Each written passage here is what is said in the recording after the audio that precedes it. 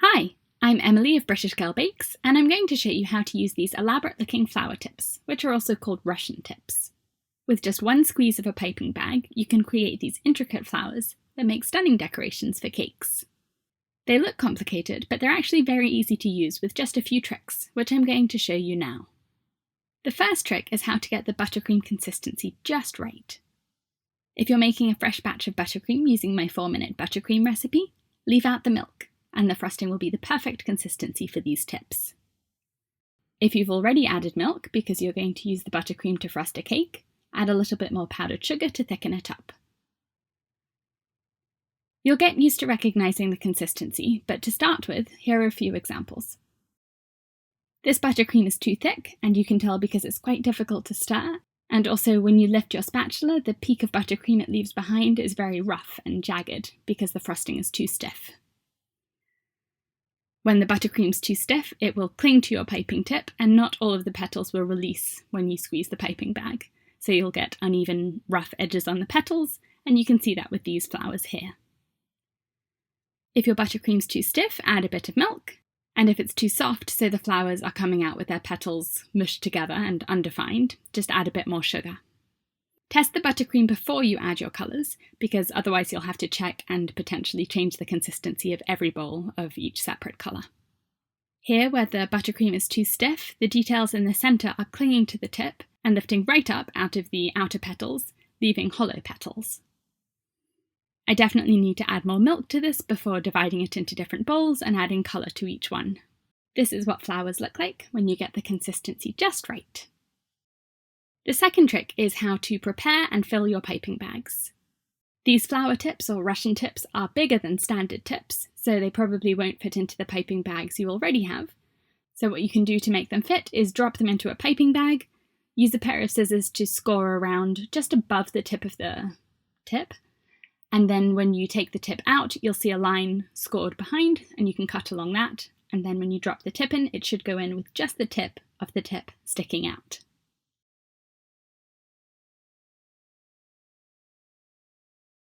Now the bag's ready to use, but you need to fill it with buttercream first. Divide your buttercream into separate bowls and add colour to each one. I like to use gel food colours because they're a lot thicker than liquid colours, so they won't affect the consistency of your buttercream. You don't have to mix your colours in completely, they look quite nice when they're blended as well, like this yellow and white frosting here. Part of the fun of these tips is that it's so easy to incorporate lots of colours, so I'm going to show you how to do that now. There are a few methods to fill up the bags, and for this first one you're going to need a tall glass. Insert the piping bag into the glass with the tip at the bottom, and fold the top of the piping bag over the rim of the glass, and pull it down until the bag is quite tight inside the glass. Spread the first colour of buttercream around the outside of the bag, and I like to use an offset spatula for this, but you could also use a regular spatula or a spoon or even a knife. And if you want to, you can do a few different layers of colour with a different colour layered on top of each one so that the colours blend gradually from a dark to a light colour. If you look at flowers, you'll notice that usually the colour on the outer petals is much darker than on the inner petals or the little details on the inside of the flowers. So that's how I like to do my buttercream as well. Once you've got your layer of frosting all around the piping bag, you can spoon the next colour inside. But it's quite difficult to get all the way down to the bottom. You can use the end of a spatula for this, but you don't want to damage the frosting on the outside. So the inner frosting tends to sit a little bit higher in the bag, which means when you squeeze the bag you might see only the outside colour coming out for a while, but just wipe it off on one of your frosting bowls, and as soon as the inside colour starts coming through, the bag is ready to go. To get the inside colour further down in the bag, so that when you pipe, both colours come out straight away, after spreading the first colour around the sides of the bag, you can use a piping bag without a tip to pipe the second colour in, and just lower the piping bag as low as you can in the bag before you start squeezing, and this way you should have both colours all the way down at the bottom of the bag, so when you squeeze it, both colours will come out right away. If this looks a bit fiddly, another technique is to use cling film or saran wrap to separate your colours. Spread the first colour in a rectangular block, and this is going to be the colour on the outside of the flower. If you're enjoying this tutorial, please click the thumbs up button, and if you want to learn more cake decorating techniques, click the link in the screen to find out more about my online courses, or I'll put the link in the video description below as well. Next, spread or pipe the next colour down the middle, and fold the buttercream over itself using the plastic wrap to help you roll it up. And then once you've made a roll of frosting, cut one of the ends off, and then push that end down into the bottom of one of your piping bags.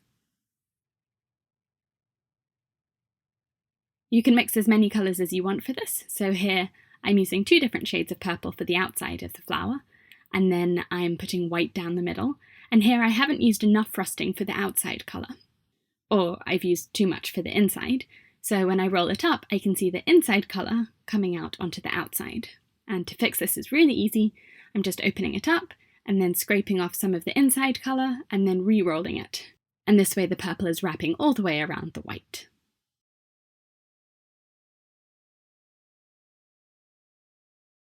The easiest way to mix colours is to spoon them all randomly into the piping bag, or you can put them in a bowl and stir them just a little bit to blend them slightly, and then spoon them into the bag.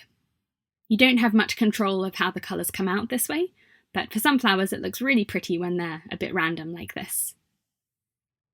I've put 2 shades of orange together into this bag after stirring them in a bowl once or twice to mix them slightly, and you'll see how that looks in a minute. These bags don't look very full, but this is enough to completely cover a very tall 4-inch cake with flowers, and it's only just over 1 cup of buttercream, so you don't need as much as you think for this. The third trick is how to prepare your cake so that it's ready to be decorated with these flowers. When you frost your cake, choose a complementary colour for the frosting, just in case any of the frosting is visible.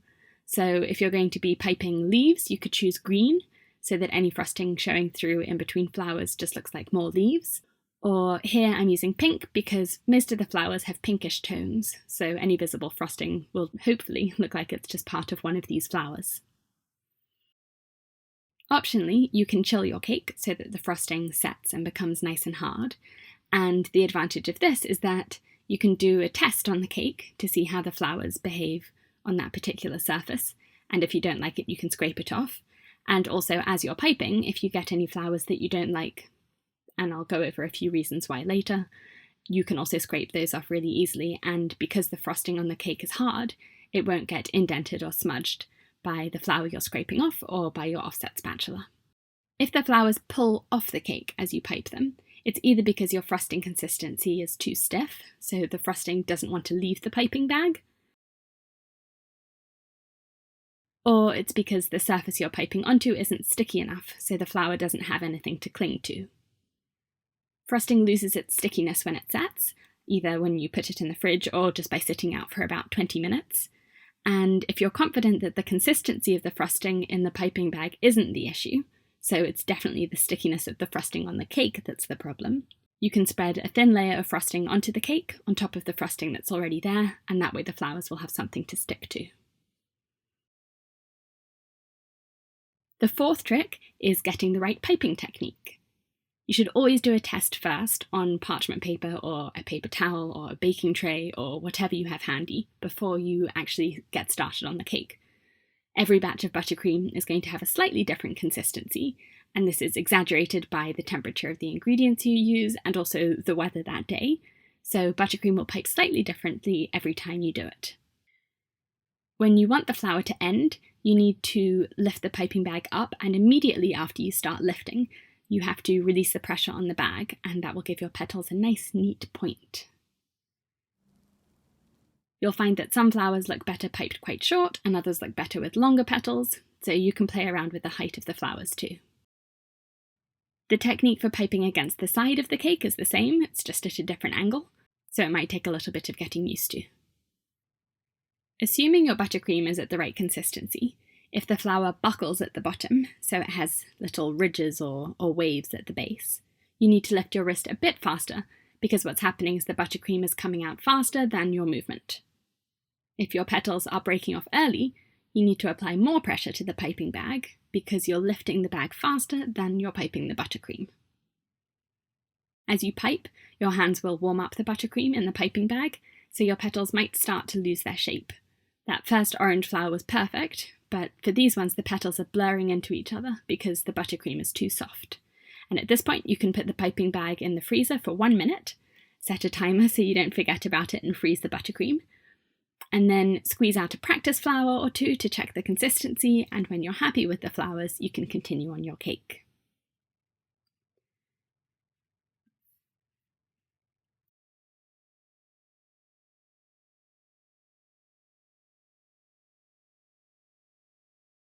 The fifth trick is about taking your cake to the next level with some simple but effective finishing touches. Leaves are a fantastic finishing touch. Adding some greenery to your flowers will mimic how they look in nature. It adds more colour to your cake. It fills in any gaps between flowers where you can see the frosting of the cake underneath. And you can also use it to cover up any parts of a flower you don't like if there's a ridge at the base of the flower. This is a leaf tip, and you should hold it this way, sideways, so that you can see a triangle in the side of the tip. And when you pipe, you are first creating the base of the leaf, and as you pull your wrist away and release the pressure on the piping bag, you're creating the point of the leaf. You can pipe leaves after you finish each row or section of flowers, and that's a nice way to do it because you have a very good view of the cake at that point. Or you can continue piping more flowers and then go in and fill in the gaps, which is good because you know where you need to pipe the leaves, but it's a bit more difficult to see what's going on. You have to crouch down to see where the gaps are. But leaves are especially great for the top edge of a cake in places where a full flower won't fit, because piping flowers onto that 90-degree angle at the corner of the top of the cake is quite tricky. So instead you can pipe a few leaves and that fills in the gap, and then you can pipe your next flower onto a flat surface instead of a corner. A fun idea to add some colour after you've decorated your cake is to add ribbon, and you can choose a ribbon that adds more colour to the cake or one that matches the flowers you've already piped. And to do this, it's really important to chill your cake properly first, so you should put it in the fridge for at least an hour so the frosting sets and gets hard, not just on the outer edge, but all of the frosting so that it's very sturdy. And then just wrap your ribbon around the cake and tie it in a bow as normal. And if you want to secure the ribbon onto the cake, you can put a little dab of buttercream in between the ribbon and the cake, and that will set the ribbon in the right place. These flower tips might look intimidating at first, but I hope this tutorial has given you some useful tricks and confidence to use them. I'd love to see your cakes. Please tag British Girl Bakes in your photos on Instagram and Facebook so I can see them. I'll be sharing a new cake decorating tutorial next week and every week after that, so please click the subscribe button to make sure you don't miss them. Thanks for watching!